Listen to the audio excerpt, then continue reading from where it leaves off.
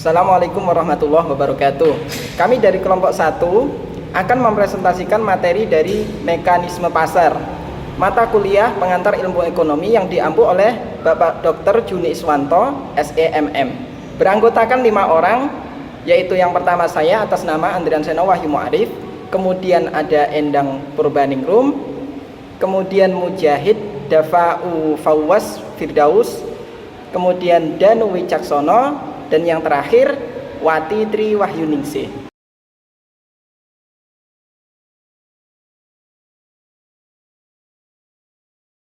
Oke, di sini saya akan menjelaskan tentang pengertian mekanisme pasar. Mekanisme pasar adalah kecenderungan dalam pasar bebas untuk terjadinya perubahan harga sampai pasar menjadi seimbang. Jumlah yang ditawarkan sama dengan jumlah yang diminta. Teori ekonomi standar mengatakan bahwa meskipun pengaruh kelembagaan selain free market bisa saja menghasilkan alokasi yang efisien dan optimal. Dengan kata lain, jika pasar tidak eksis, alokasi sumber daya tidak akan terjadi secara efisien dan optimal. Dalam beberapa hal, mekanisme pasar tidak bisa bekerja secara optimal pada beberapa sumber daya alam. Pada dasarnya, alokasi barang dan jasa dalam suatu masyarakat dapat dilakukan paling tidak melalui 2 jenis mekanisme, yaitu melalui mekanisme pasar dan mekanisme birokrasi. Dengan jumlah kondisi yang disyaratkan, mekanisme pasar dianggap sebagai mekanisme yang dapat mendorong pemakaian sumber daya yang efisien. Namun, kegagalan pasar juga dapat terjadi dalam pengalokasian sejumlah barang dan jasa. Karena mekanisme pasar yang berbeda, harga pasar yang tercapai pun menjadi berbeda-beda. Kadang, harga yang terbentuk di pasar bisa menyebabkan kerugian bagi masyarakat, bahkan kerugian bagi produsen juga. Oleh karena itu, pemerintah dalam batas-batas tertentu terkadang perlu melakukan intervensi dalam pembentukan harga dengan tujuan harga yang terbentuk tidak akan merugikan konsumen maupun produsen. Hal yang biasa dilakukan pemerintah antara lain mulai dari penentuan harga eceran tertinggi, penentuan harga eceran terendah, penetapan pajak, serta pemberian subsidi. Itu adalah pengertian mekanisme pasar. Baiklah, saya akan melanjutkan bab kedua, mekanisme pasar yang adil. Pasar dapat memberikan informasi yang tepat. Pasar dapat merangsang pelaku usaha untuk melakukan kegiatan ekonomi. Pasar mendorong penggunaan faktor-faktor produksi serta pasar memberikan kebebasan yang tinggi kepada masyarakat untuk melakukan kegiatan ekonomi. Sistem pasar. Dalam sistem pasar, apa saja memiliki harga yang merupakan nilai suatu barang dalam satuan mata uang. Harga mencerminkan kondisi di mana seseorang atau perusahaan bersedia mengadakan tukar-menukar secara sukarela. Selain itu, harga juga merupakan isyarat atau sinyal bagi pihak produsen maupun konsumen. Jika konsumen menghendaki lebih banyak barang, misalnya bensin untuk menjalankan mobil-mobil mereka, maka tingkat permintaan bensin dari perusahaan-perusahaan minyak lebih cepat menyusut. Mereka segera menaikkan harga untuk mengimbanginya. Dan tingkat harga yang lebih tinggi itu akan merangsang produksi minyak, yaitu bensin yang lebih banyak. Permintaan. Permintaan adalah keinginan konsumen untuk membeli suatu barang dengan berbagai tingkat harga tertentu dan selama periode waktu tertentu. Terdapat beberapa faktor yang mempengaruhi permintaan suatu barang, yaitu yang pertama, harga barang itu sendiri. Kedua, harga barang yang terkait. 3, tingkat pendapatan per kapita. 4, selera atau kebiasaan. Dan yang terakhir atau yang kelima, jumlah penduduk. Penawaran. Penawaran adalah keinginan produsen untuk menjual, yaitu menawarkan sejumlah barang pada berbagai tingkat harga selama satu periode tertentu. Terdapat beberapa faktor yang mempengaruhi penawaran suatu barang, yaitu yang pertama, harga barang itu sendiri. Kedua, harga barang yang terkait. Ketiga, harga faktor produksi. Keempat, biaya produksi, dan yang kelima, teknologi produksi. Keseimbangan pasar. Harga keseimbangan adalah harga di mana baik produsen dan konsumen sama-sama tidak ingin menambah dan mengurangi jumlah yang dikonsumsi atau dijual, atau sering disebut dengan titik keseimbangan atau titik equilibrium. D. Kegagalan pasar. Pasar merupakan alokasi sumber daya yang efisien.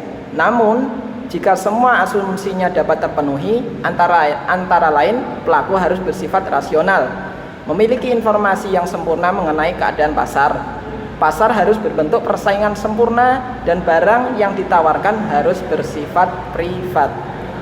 Namun pada kenyataannya, apa yang diasumsikan tidak sesuai dengan yang ada di lapangan. Akibatnya, kegagalan pasar pun terjadi. Ada beberapa hal yang menyebabkan kegagalan pasar terjadi, yakni 1. Informasi tidak sempurna. Seringkali kita tidak mengetahui tentang kualitas barang yang digunakan. Sebagai contoh, saat kita membeli sebuah mobil, untuk memperoleh informasi mengenai mobil tersebut, seringkali kita menyewa seorang ahli mesin yang terpercaya. 2. Daya monopoli. Seringkali kita jumpai dalam sebuah pasar di mana hanya produsen yang menguasai pasar. Hal itu terjadi karena produsen lainnya tidak mampu bersaing dengan produsen tersebut. Kemampuan itu menyebabkan barang yang diproduksi lebih sedikit, sehingga menyebabkan harga yang lebih tinggi dibandingkan harga di pasar persaingan sempurna. 3. Eksternalitas. Eksternalitas merupakan keuntungan atau kerugian yang dinikmati atau diderita pelaku ekonomi sebagai akibat tindakan pelaku ekonomi yang lain. Sebagai contoh, limbah. Limbah yang dihasilkan sebuah pabrik dapat mencemari lingkungan sekitar dan mengakibatkan kerugian bagi masyarakat sekitar. Biaya kerugian tersebut biaya eksternalit. Baik, di sini saya akan melanjutkan materi Bab C. Peran pemerintah dalam mekanisme pasar. Pemerintah berperan penting dalam mengatur pasar melalui kebijakan fiskal dan moneter. Pemerintah dapat menerapkan regulasi harga, memberikan subsidi, atau melakukan intervensi jika terjadi kegagalan pasar, seperti monopoli atau kartel. Selain itu, pemerintah juga berfungsi untuk menjaga stabilitas ekonomi dan mengurangi ketimpangan sosial yang mungkin terjadi akibat ketidakseimbangan dalam pasar. Pada tahun 1930, John Maynard Keynes, perintis ilmu makroekonomi, mengeluarkan buku yang berjudul The General Theory of Employment, Interest and Money. Melalui buku inilah Keynes mengeluarkan gagasan tentang perlunya kebijakan intervensi pemerintah.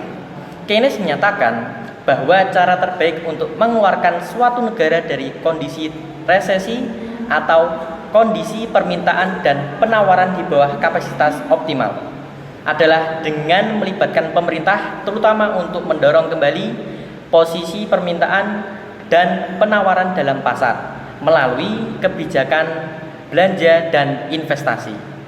Secara umum, intervensi pemerintah dapat diklasifikasikan dalam dua kelompok, yaitu yang pertama, peran pemerintah sebagai regulator dan supervisor.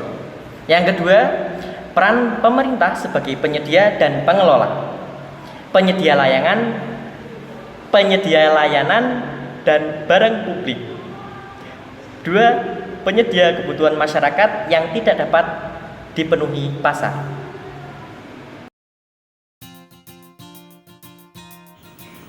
Baik, dari presentasi kami dapat disimpulkan mekanisme pasar adalah kecenderungan dalam pasar bebas untuk terjadinya perubahan harga sampai pasar menjadi seimbang.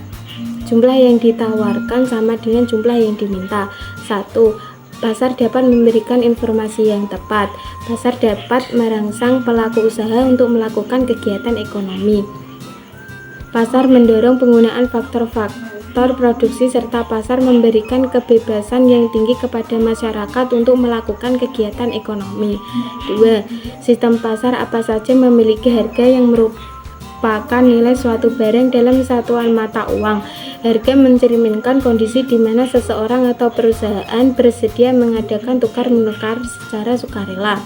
Meskipun mekanisme pasar dapat berjalan dengan baik dalam kondisi tertentu, peran pemerintah tetap diperlukan untuk menjaga stabilitas pasar dan mencegah terjadinya monopoli atau ketidakadilan dalam distribusi barang. Sekian presentasi dari kami. Saya berharap informasi yang telah disampaikan dapat bermanfaat dan dapat menambah pengetahuan kita. Sekian dan terima kasih.